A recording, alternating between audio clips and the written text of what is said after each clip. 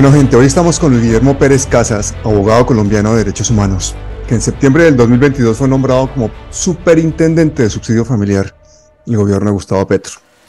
Ha sido presidente del colectivo de abogados José Alvear Restrepo y ha sido el primer magistrado de izquierda del Consejo Nacional Electoral. Es una persona que ha estado toda la vida defendiendo los derechos humanos.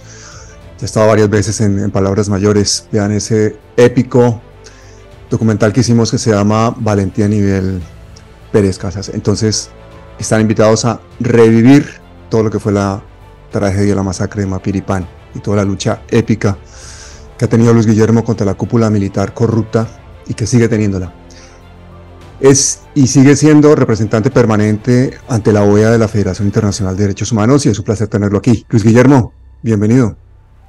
Muy buenos días, Pablo, y muy buenos días a toda tu audiencia. Un gran gusto estar una vez más en Palabras Mayores. Entonces, bueno, hacía rato que no te veíamos en Palabras Mayores desde que te dieron la superintendencia. Cuéntanos un poquito para que la gente se entere realmente qué es la superintendencia, cuáles son los objetivos de la superintendencia, por qué es tan importante esta institución.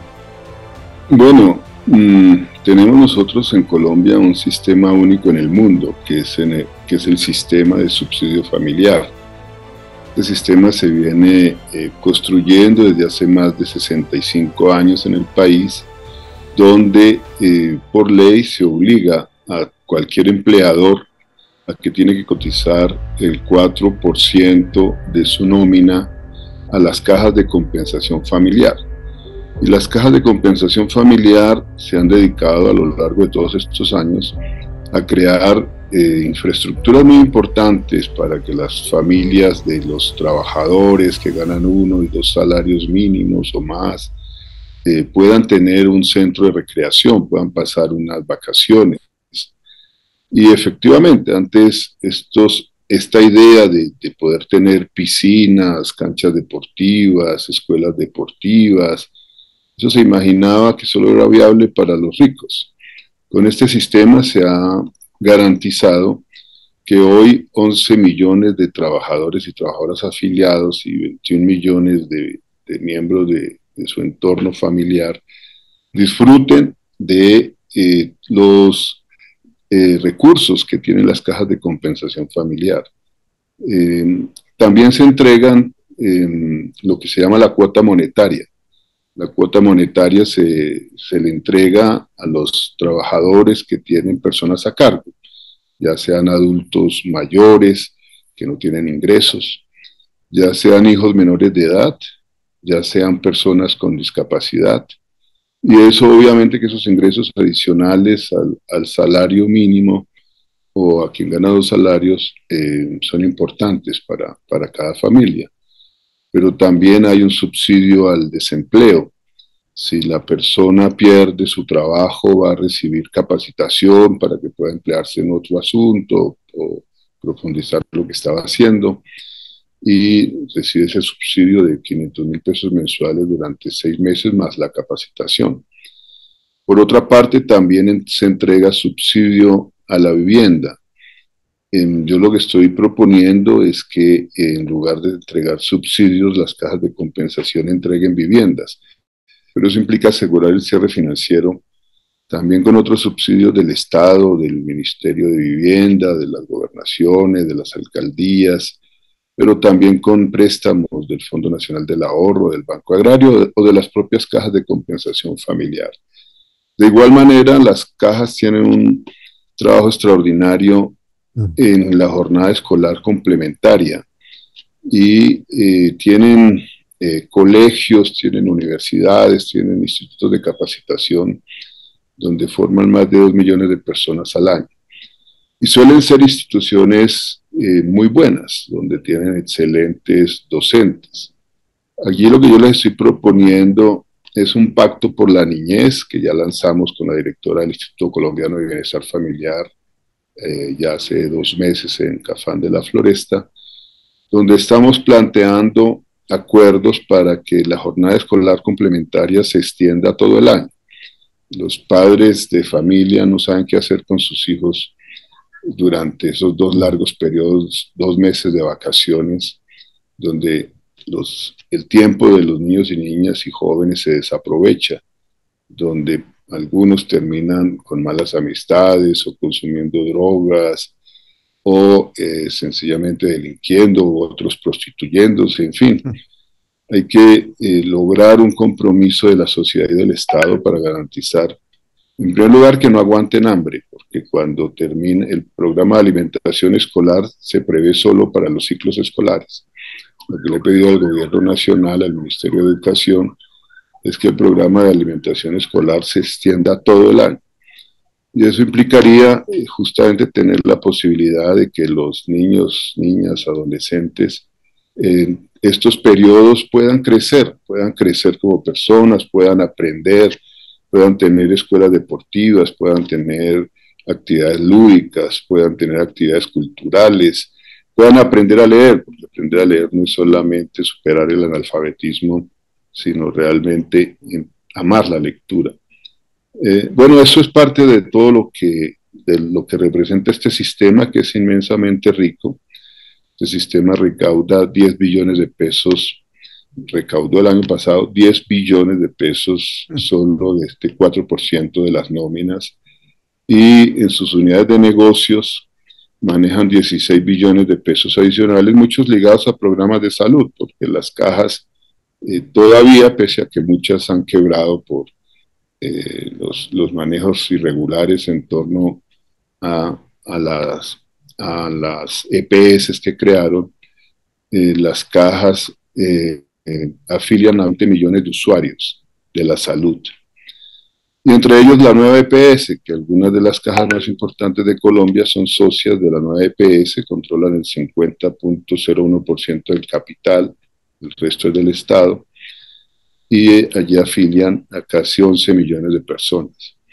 Bueno, esa es la dimensión de todo lo que implica este sistema del subsidio familiar, que emplea a más de 100.000 personas. Así que estoy muy satisfecho de lo que estoy haciendo al frente de este sistema. 100.000 empleados, 26 billones de presupuesto, prácticamente la posibilidad de ayudar a muchísimas personas a tener una vida y una calidad de vida digna. Esto es una labor encomiable, pero para nadie es un secreto que donde se maneja dinero, y más en Colombia, ya hay corrupción, y hemos tenido gobiernos anteriores que nos han dejado en bancarrota. Te habrás encontrado muchas sorpresas. Cuéntanos cómo te encontraste realmente, pues, una institución tan importante al llegar. Bueno, en primer lugar, el reto de superar dentro del sistema una narrativa que asociaba las cajas de compensación familiar únicamente a los empresarios, y como si esto fuera una generosidad de los empresarios, identificando cajas de compensación con caciques políticos en los territorios, identificando las cajas de compensación como patrimonio personal de los directores. Entonces yo he cambiado esa narrativa, recordando que este sistema nació para los trabajadores, las trabajadoras y sus familias, que es un sistema de amor social, que es un sistema de compensación, que este es un sistema sin ánimo de lucro. Por lo tanto, toda la riqueza que se produce dentro del sistema debe estar destinada a ampliar los servicios sociales de las cajas de compensación. Ese ha sido mi primer reto. El segundo, pues el de que efectivamente generen trabajo estable, trabajo decente. Dentro de esos empleos existían empleos muy precarios todavía, pero ya comprometidos a superarlo. Empleos donde personas que llevaban 20 o 30 años trabajando en una caja de compensación en un centro de recreación les hacían contratos laborales de 36 horas o 48 horas los puentes, justificándose en que solo trabajaban unas horas. Yo les he dicho que eso es, las 36 horas es la jornada laboral en Francia, y quien trabaja un fin de semana o un puente festivo está sacrificando lo mejor de la compañía de sus hijos, de sus padres, de sus hermanos, que tienen que darles trabajos estables. Bueno, ellos asumieron ese compromiso con la ministra de Trabajo, Gloria Inés Ramírez, y conmigo, y firmaron un compromiso público el pasado 9 de diciembre aquí en la ciudad de Bogotá. Entonces, progresivamente han ido generando ese trabajo estable. Ahora, ¿qué me encontré? Unas cajas intervenidas unas cajas que estaban muy mal intervenidas. Se intervinieron por supuestos malos manejos y hechos de corrupción y que las tenían entre manos, pues no solamente que no estaban resolviendo los problemas, sino aumentándolos.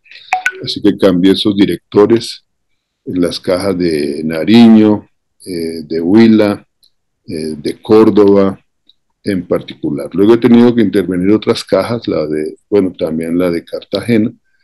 He tenido que intervenir la de La Guajira, la de Caquetá, la de Risaralda, la de Arauca, y cambié los directores que había nombrado mi predecesor. Y sin duda, bueno, aquí se trata de garantizar la absoluta transparencia en el manejo de esos recursos que son recursos públicos. Hay que estarlo recordando permanentemente. Y quienes tienen utilidades grandes de negocios, pues deben comprender que el origen de esos negocios que hoy les permiten multiplicar sus riquezas ha sido ese salario social de los trabajadores, ha sido ese 4% de las nóminas que ellos han recibido. Así que bueno, hay una buena dinámica dentro del sistema, hay por supuesto problemas, pero yo diría hay grandes logros que ha hecho este sistema que el país ignora, que se desconocen. Hay maravillosas orquestas sinfónicas de niños, de jóvenes, integrados por víctimas de la violencia política, por campesinos. Hay escuelas dedicadas a niños y niñas con discapacidad, con síndrome de Down, etcétera. Hay trabajos muy valiosos con personas de la tercera edad.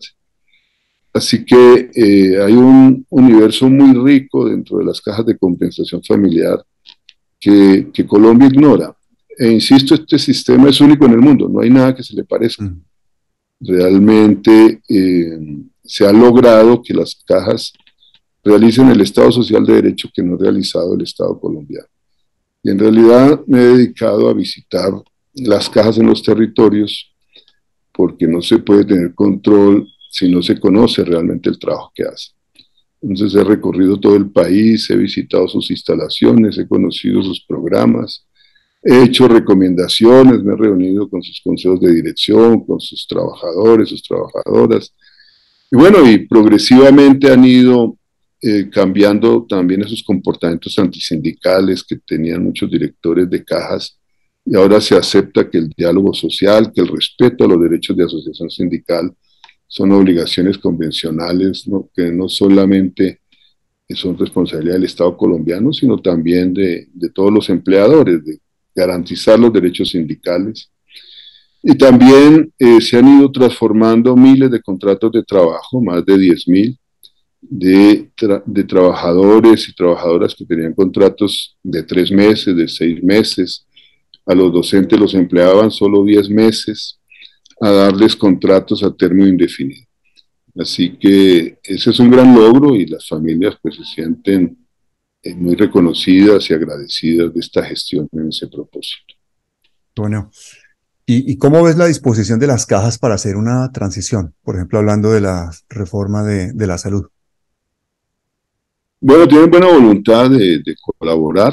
De hecho, tienen muchas IPS en el país y la reforma está centrada justamente en los centros de atención primarias, y las IPS deben ser esos grandes centros de atención primaria en salud, o sea que serían las primeras en ser convocadas dentro de la reforma, si logramos la reforma, para colaborar en todos los temas relacionados con garantizar el derecho a la salud.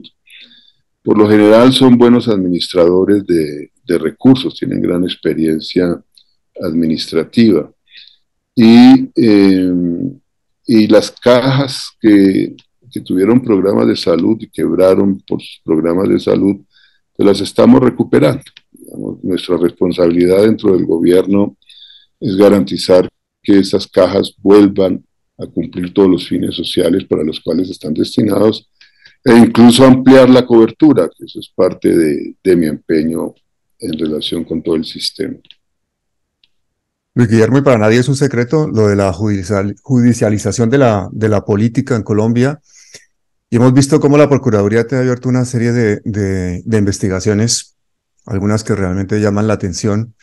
Me gustaría que nos contaras un poquito cómo ha sido esto, porque siendo, pues, como tú dices, un sitio de tantísimo poder, de tantísimo dinero, que tiene tantísimas implicaciones a nivel regional para la entrega de recursos, todo esto tiene unas connotaciones políticas que son evidentes para todo el mundo. Entonces, el hecho de que se te haya hecho esta guerra judicial por parte de la Procuraduría nos ha llamado mucho la atención a todos. ¿Nos podrías contar un poquito lo que ha sido eso durante estos meses? Bueno, Pablo, pues yo he sido y sigo siendo defensor de derechos humanos y dentro de mi labor, no solamente en Colombia, sino a nivel mundial, siempre he defendido la importancia de que hayan organismos de control autónomos. A mí no me molesta que se me investigue, porque eso hace parte de los derechos que tiene la ciudadanía y del ejercicio normal de un órgano de control. Y si detectan que he cometido alguna irregularidad, pues que me sancionen por las irregularidades que lleguen a establecer que he cometido.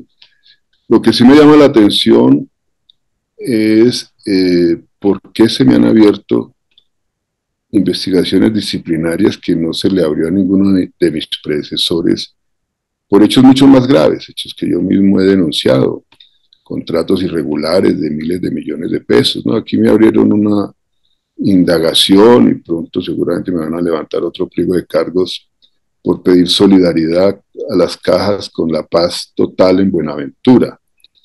Y lo dije a los directores de las cajas, es una contribución voluntaria, quienes quieran colaborar, colaboran, y quienes no, no, eso no repercutiría, por supuesto, en ninguna acción negativa de mi parte hacia quienes no contribuyeron, y de hecho varios no contribuyeron y no he tenido ningún problema con ello porque han sido muy claros en explicar sus razones. Pero, ¿cuál es el cuestionamiento? El cuestionamiento que se me hace es que yo no puedo pedir solidaridad a cajas que están bajo mi supervisión porque el hecho de la voluntad se vicia en la medida que al ejercer control de alguna forma sienten presión para tener que colaborar.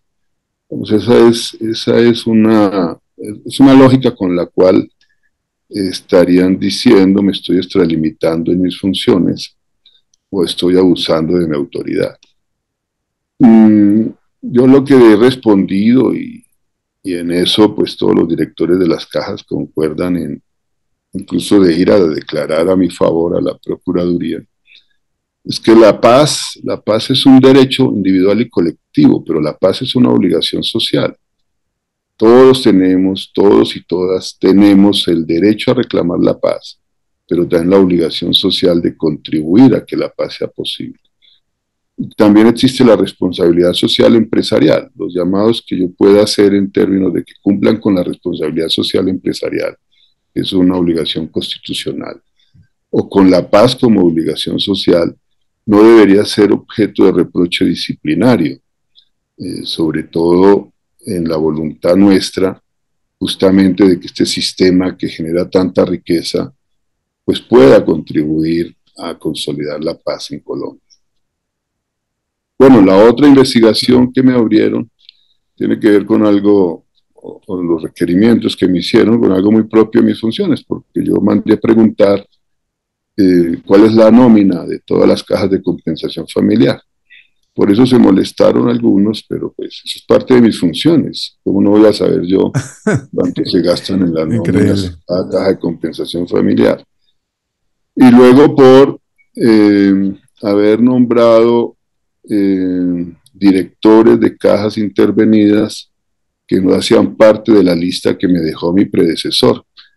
Pues tendría uno que ser muy incompetente para declararse amarrado a una lista que un predecesor creó sin conocer uno realmente cuál fue la voluntad política que me dio esa decisión y no abrirla para que cualquier persona pueda competir en igualdad de condiciones y pueda ser nombrado director o agente de intervención de una caja. Yo lo que hice fue abrirla y sigue abierta para que los que quieran ser directores de cajas puedan llegarse a postular. Esa ha sido mi voluntad y eso ha sido objeto de reproche. Bueno, pero yo no sé si es También que me la había señora una... Margarita Cabello no tiene nada más y mejor que hacer que abrirte investigación por preguntar cuánto ganan tus empleados, por abrir la lista de posibles candidatos a ocupar plazas en esta entidad tan importante y especialmente por pedir ayuda o solidaridad, ni más ni menos con Buenaventura, una de las zonas más pobres del país, ¿no? Entonces, si te están investigando pues esas tres cosas, enhorabuena, espectacular. No han encontrado absolutamente Bueno, ninguna razón mejor. y por otra parte se me reprocha, y por eso ya me han levantado pliego de cargos, por haber nombrado a una persona como secretario general que ya tenía experiencia en el sistema, que venía trabajando conmigo hace varios años, que no tenía pensión, pero acaba de cumplir 70 años de edad. Dentro de las excepciones para poder nombrar dentro del Estado colombiano personas que tengan 70 o más años de edad, están los ministros, están los diplomáticos, están en general los secretarios generales de todos los ministerios, están los superintendentes y sus secretarios privados, pero yo no tengo secretario privado, entonces yo asumí que mi secretario general podría ser considerado mi secretario privado para esos efectos y lo nombré además pues una persona que necesitaba un trabajo para poder asegurar el ciclo de su vida y poder aspirar a tener una pensión. Eso que no lacera ni afecta en lo absoluto la administración pública, porque no hay nada de corrupción detrás, no hay nada que implique un daño antijurídico, no hay nada que lesione la administración pública, pues ha sido objeto de reproche que porque taxativamente no aparece el título de excepciones para los secretarios generales de los superintendentes. Y sobre esa base, pues se me quiere imponer una sanción, según lo que yo he escuchado. Bueno, eso es parte de los gajes de este Increíble. oficio. Y insisto, Pablo, yo respeto los órganos de control. Si hay un reproche, serán los reproches ciudadanos. Yo seguiré cumpliendo cabalmente con mis funciones constitucionales, seguiré apostándole a la paz de Colombia desde cualquier escenario en el que me encuentre, a la construcción de democracia, a la consolidación de los derechos humanos en todas sus dimensiones, en la defensa de la madre naturaleza, de las comunidades vulnerables. Eso es lo que hago permanentemente y lo sigo haciendo dentro de este sistema. Entre otras cosas, también recuerdo, Pablo, es un deber constitucional defender los derechos humanos. Está en el artículo 95 de la Carta Política. Si los ciudadanos y ciudadanas de este país asumiésemos ese deber constitucional, hace mucho rato hubiésemos transformado profundamente a Colombia.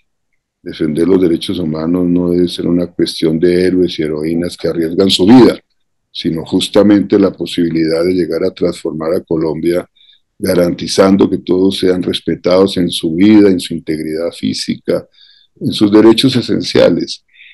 Y eso también lo he recordado a las cajas. Las cajas deben formar para la vida, deben tener cursos de derechos humanos, porque también es un deber constitucional. ¿Cómo vamos a defender los derechos humanos si no los conocemos? Pues hay que hacer pedagogía de la vida.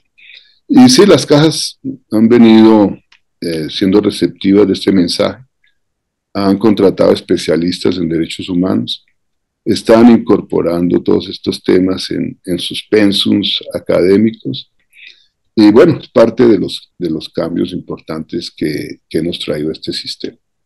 Yo tengo que confesarte una cosa. Cuando Petro te nombró superintendente de subsidio familiar, yo dije, toda la corrupción y toda esta gente que está allí, utilizando los recursos del Estado para enriquecerse, sin cumplir con la función social que tiene la superintendencia, se va a chocar contra un muro, porque tú vienes de décadas de resiliencia, de tenacidad. Tú has estado exiliado has luchado contra la cúpula militar, has defendido derechos humanos no solo en Colombia, sino alrededor del mundo. Yo estaba seguro que tu labor iba a ser desde el principio, pues, arrolladora, y lo está haciendo. De hecho, en estos días, fíjate que me acordé porque salió Martín Sombra, el exguerrillero de las Fuerzas Armadas, diciendo que la masacre de Mapiripán las había hecho las FARC. Cuando tú y yo hicimos un programa en que hablamos extensamente de esa masacre. ¿Qué opinas de esas aseveraciones de Martín Sombra? Bueno, hacen parte de las estrategias de desviar la investigación que el general Uzcategui y sus amigos vienen desde hace años procurando. Es decir, que esta masacre no la cometieron los paramilitares con apoyo de la fuerza pública, sino que fueron los propios guerrilleros. Pues eso está contra toda la evidencia, contra todo lo que reposa en los expedientes judiciales. Ya han habido suboficiales del ejército condenados, el propio Uzcategui, el propio coronel Orozco Castro. Y hay que tener claro que aquí no fueron ni guerrilleros, aunque sí los paramilitares desertores o los paramilitares que luego se sometieron también a Justicia y Paz, ellos confesaron su participación en la masacre y confesaron además que recibieron todo el apoyo de las fuerzas militares. Así que eso no se trata de uno ni de dos testimonios, sino de decenas de evidencias, incluso en relación con el general Uzcategui, de un oficio que le hizo el coronel Orozco Castro y se lo envió cuando era mayor y estaba de comandante encargado del batallón en San José del Guaviare, del batallón Joaquín París. El general le obligó a cambiar ese oficio, y el oficio original y el oficio que lo obligó a cambiar es lo que hace que el general Uzcategui haya sido condenado por esta masacre. Yo siempre le he dicho al general Uzcategui, en lugar de estar evadiendo su responsabilidad, si quiere realmente gozar de los beneficios del proceso de paz y de lo que se integra justamente en la normatividad de esta justicia transicional para la paz, diga la verdad, confiese qué sucedió, cuáles son los superiores a él, porque hubo superiores a él que también estuvieron involucrados para que igualmente sean sancionados. Y él, en lugar de tener una pena de prisión que en este sistema le puede representar 20 años, o si sigue insistiendo en mentir, en engañar a la opinión pública, en revictimizar a las víctimas, pues puede ser hasta expulsado del sistema. Yo le sigo insistiendo, colabore, diga la verdad, pida perdón a las víctimas y diga de sus superiores quiénes fueron responsables. Toda la operación, desde el traslado de armas, desde el traslado de paramilitares, desde el Urabá hasta San José del Guaviare, fue una operación perfectamente coordinada con el alto mando militar. Y ellos saben quiénes son. No han querido colaborar, han guardado silencio, pero ellos saben quiénes son. Ellos saben. Está involucrado también desde el origen Rito Alejo del Río. ¿Cómo es posible que movilizaban armas y movilizaban hombres en aeropuertos controlados por el ejército para llegar a otro aeropuerto controlado por el ejército y que entonces nadie se hizo responsable? No. Aquí lo de Martín Sombra pues hace parte de la sombra de lo que es el personaje y no merece ninguna credibilidad. Y por tanto lo que sí merece es repudio este intento de seguir falseando la historia y de seguir revictimizando a las víctimas.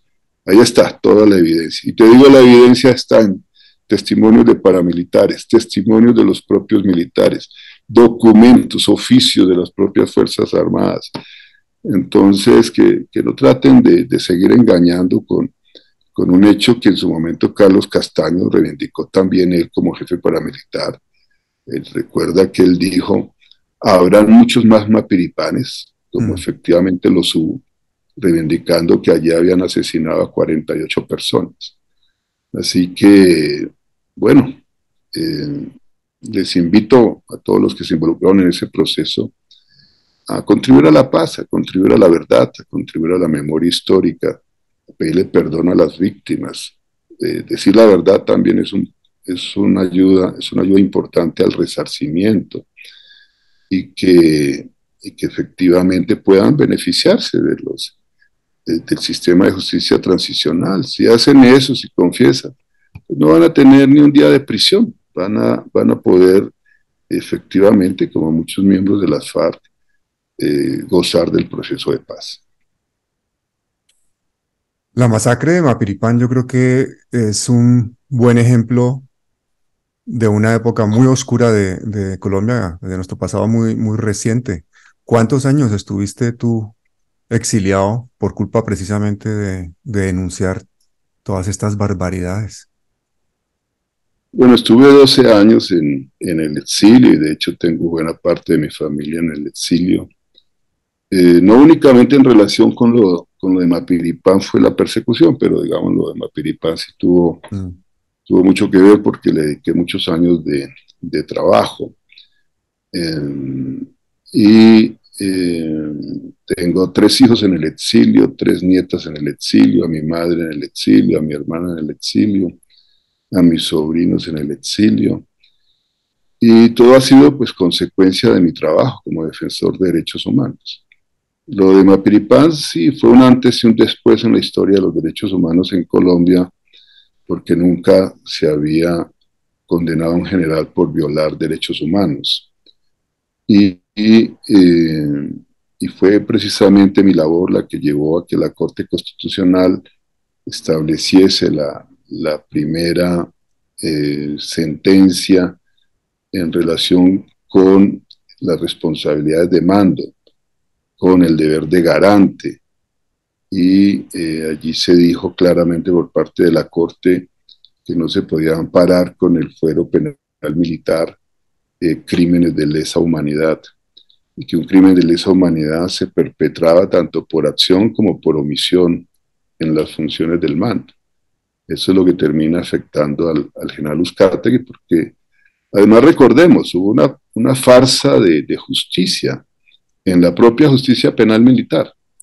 En la propia justicia penal militar se condenó al general Uzcategui a 40 meses y al coronel Orozco Castro a 36 meses en relación con estos hechos. Pero luego también se condenó al coronel Lino Sánchez, comandante de la Brigada Móvil, también en relación con estos hechos. Así que, bueno, sí, mi exilio tuvo que ver con las molestias que le generó mi trabajo en relación con el hecho de haber hecho anular esa farsa de proceso en la justicia penal militar y que el proceso terminara en la justicia ordinaria. ¿Y qué opinas de esas afirmaciones de Daniel Coronel en esa época, que dijo que si el general Uzcategui no era comandante en la zona de la masacre ni en el lugar de Urabá, de donde partieron los vuelos charter paramilitares, los que cometieron el múltiple crimen, mal podría atribuírsele responsabilidad por omisión o por acción en ese crimen? Bueno, en su momento, sí, muchas personas defendieron al general Uzcategui, pero tengamos en cuenta que quedó claramente establecido en el proceso penal, tanto en la justicia penal militar, en esa farsa de proceso que les digo, como en la justicia ordinaria, que efectivamente el batallón Joaquín París estaba bajo la jurisdicción de la 7ª Brigada del Ejército Nacional con sede en Villavicencio.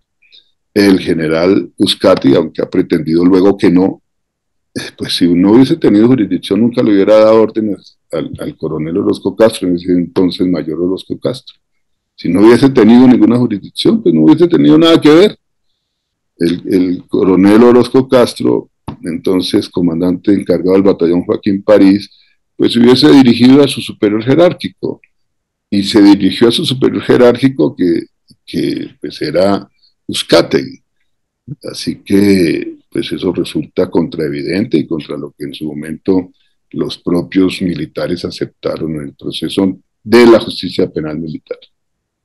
Recordemos también que las declaraciones de Martín Sombra se contradicen con lo que ha dicho Mancuso y con lo que ha dicho Otoniel, ¿no? Quienes señalaron que la masacre fue llevada a cabo por las autodefensas en colaboración con algunos altos mandos del Ejército Nacional. O sea que la evidencia es más que comprobada y yo creo que todos estos actos, esas artimañas jurídicas de última hora que se inventan, pues le hacen mucho daño al país porque es finalmente eternizar esa masacre, de revictimizar a las familias y no dar una claridad. ¿No crees que a veces la JEP ha servido en muchos casos para que estas personas vayan buscando ese oportunismo jurídico?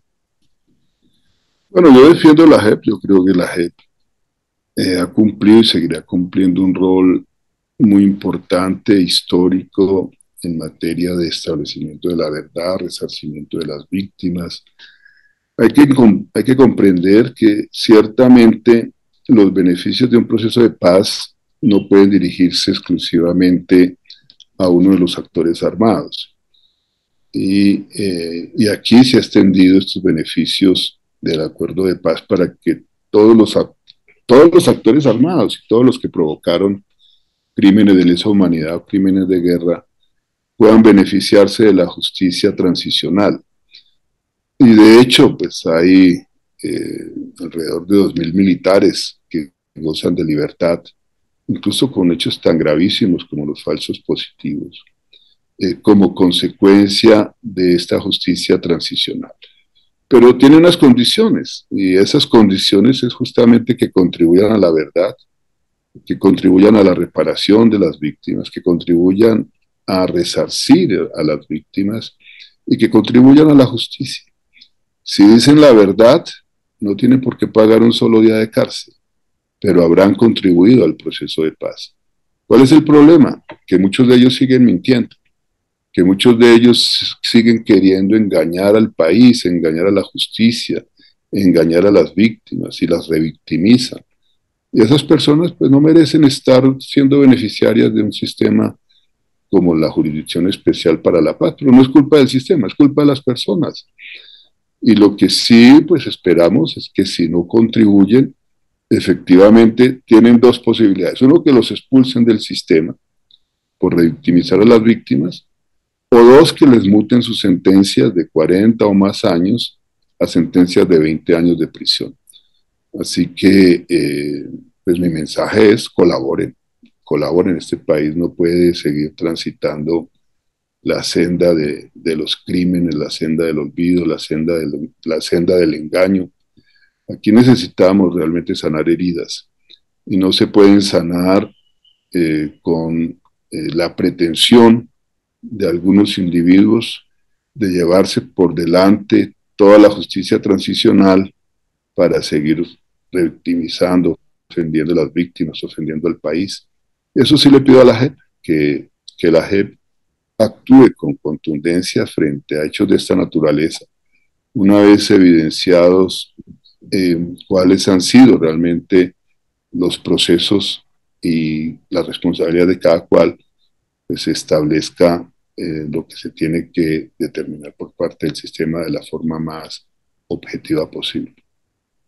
Luis Guillermo, ya finalmente para dejarte ir, porque sé que tienes un día horroroso allá es tempranito.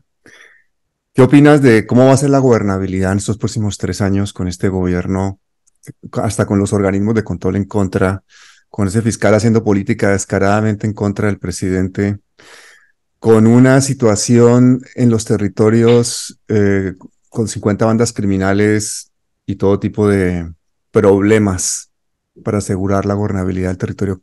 ¿Cómo crees que va a ser, que van a ser estos 3 años de palos en la rueda por parte de la oposición y de toda clase de dificultades, empezando por una guerra mediática que hasta el momento la lleva el gobierno bastante perdida, al no tener pues los grandes medios de comunicación a su favor? Mira, Pablo, yo no espero que sea distinto a lo que ha sido este casi ya primer año de gobierno. Y no lo espero pues porque hemos tenido uno de los establecimientos, una de las clases dirigentes más corruptas del planeta y más criminales del planeta.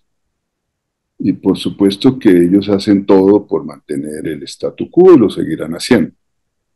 Yo nunca imaginé que íbamos a llegar al poder político, que íbamos a estar dirigiendo el gobierno, y que todos nuestros sueños y nuestro compromiso por transformar la sociedad y el Estado se pudieran materializar sin una enorme resistencia.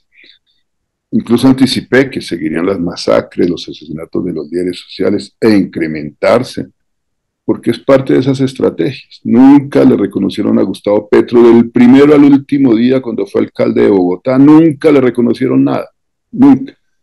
Y lo atacaron permanentemente. ¿Por qué es presidente de la República? Pues porque hizo lo que tenía que hacer en función de llevarle a la gente más humilde derechos, recursos públicos. Y eso es lo que estamos haciendo. Nosotros sí tenemos errores, por supuesto, tenemos fallas en la comunicación, por supuesto. Es que nunca hemos dirigido este país, en más de 2 siglos nunca lo hemos dirigido. Y nos enfrentamos también frente a herencias que están en todo el Estado, de personas ligadas a ese statu quo, de personas que le meten también palos a la rueda todo el tiempo, pero es parte de los aprendizajes, es parte de lo que hay que transformar. El pueblo colombiano terminará discerniendo y valorando justamente la gestión del gobierno del cambio, porque va a sentir los beneficios, los está sintiendo, pese a todo el odio que se destila frente al gobierno, pese a todas las difamaciones permanentes que se están realizando, pese a estar buscando cualquier cosita para empañar la vida de un servidor público de este gobierno, el pueblo terminará reconociéndose justamente en algo que el presidente de la República reivindica y que yo repito permanentemente. Estamos desarrollando una política del amor, trabajando con amor social. Estamos, por supuesto, reconociendo como debe ser que nosotros somos servidores públicos, que estamos en el Estado es para servir, no para servirnos de los ciudadanos, de las ciudadanas, estamos es para servirle a los ciudadanos y las ciudadanas. El pueblo es el soberano, el pueblo es el que manda, no nosotros. Nosotros estamos temporalmente asumiendo unas responsabilidades políticas, pero es el pueblo el que nos ordena, el pueblo el que nos eligió, y es el pueblo el que debe llegar a darle continuidad a este proceso, no a través de las mismas personas, a través de otras personas, de otros líderes y lideresas, porque de eso se trata también de empoderar a mucha gente y de que los nuevos liderazgos lleguen a defender lo que hemos construido, estamos construyendo con mucho esfuerzo, con el sacrificio de millones de personas. Yo lo recordé el día que le entregué la credencial al presidente de la República en el Consejo Nacional Electoral como presidente electo. Yo recordé que gracias a esas millares de personas sacrificadas, hombres y mujeres, asesinadas o desaparecidas, desplazadas o obligadas al exilio, es que ese triunfo popular democrático fue posible. Y por supuesto, Pablo, no nos van a regalar nada, no nos van a reconocer nada, y nosotros en el gobierno no podemos estar pendientes de que lo hagan. Incluso yo invito a mis colegas, aquí no hay que criticar a los medios de comunicación. Tú les criticas y se revictimizan y se vuelven héroes y hacen toda la olla del mundo, ¿no? Lo mejor es seguir haciendo nuestra gestión, entendiendo cuál es el papel que cumple. Y teniéndolo claro, pues seguimos trabajando. Y sí, tenemos que mejorar nuestras propias formas de comunicación. En eso se está esforzando el presidente de la República, todos los ministros. Yo aquí estoy haciéndolo desde mi gestión como superintendente de subsidio familiar. Aquí no había ni siquiera comunicación de la superintendencia, ya tenemos un equipo de comunicaciones, tenemos una revista digital, ya vamos en el número 9 que se llama La Super Contigo. Estamos defendiendo permanentemente los logros del gobierno colombiano, visibilizando las medidas positivas, las decisiones que se toman, están transformando la vida de muchas comunidades. Y esa es nuestra labor. Nuestra labor es también una comunicación asertiva, una comunicación de esperanza. Como líderes sociales, como líderes políticos, como empleados públicos con alta responsabilidad, nosotros no podemos transmitir mensajes de desaliento, ni de escepticismo, ni de estarnos quejando. No, eso no es propio de alguien que transforma. Nosotros estamos transformando con fuerza, con voluntad, con coherencia, con ética, con amor social. Y en eso, pues, se nos irá la vida, pero estaremos siempre satisfechos de cumplir diariamente con nuestra misión, Pablo, en este mundo. Vinimos es a servir y no a ser servidos, como dijo Jesucristo. Efectivamente. Yo invito a la gente a que vean esa primera entrevista que le hice a Luis Guillermo hace ya 3 años, cuando no soñábamos con que este momento llegara, ¿no? De que una persona que ha sido uno de nuestros mayores defensores de derechos humanos termine siendo el superintendente de subsidio familiar, con billones de pesos para ayudar, con cientos de miles de trabajadores, con todo un país en una situación de desigualdad que es absolutamente insultante para la razón, y que esta persona, defensora de derechos humanos, que ha estado en el exilio, que ha estado enfrentándose a los poderes más oscuros de la brutalidad, del militarismo y de la corrupción, en este momento tenga la posibilidad de ayudar a transformar un país. Guillermo Pérez, yo te agradezco muchísimo tu labor. Espero que estés 1 y 1000 veces en palabras mayores. Muchísimas gracias. Muchas gracias, querido Pablo. Un gran abrazo para ti y para toda la maravillosa audiencia que tienes de este programa extraordinario que realizas. Un gran Aquí abrazo. tienes muchos fans y te van a seguir todavía más personas. Espero que de aquí en adelante todo el mundo pendiente de lo que está pasando en la Superintendencia de Subsidio Familiar, porque muchísima gente no sabía qué era esto y ahora ya sabe. Así que compartan. Muchísimas gracias, Luis Guillermo, y hasta siempre. Muchas gracias, Pablo. Un gran abrazo para ti. Que estés muy bien. Suerte.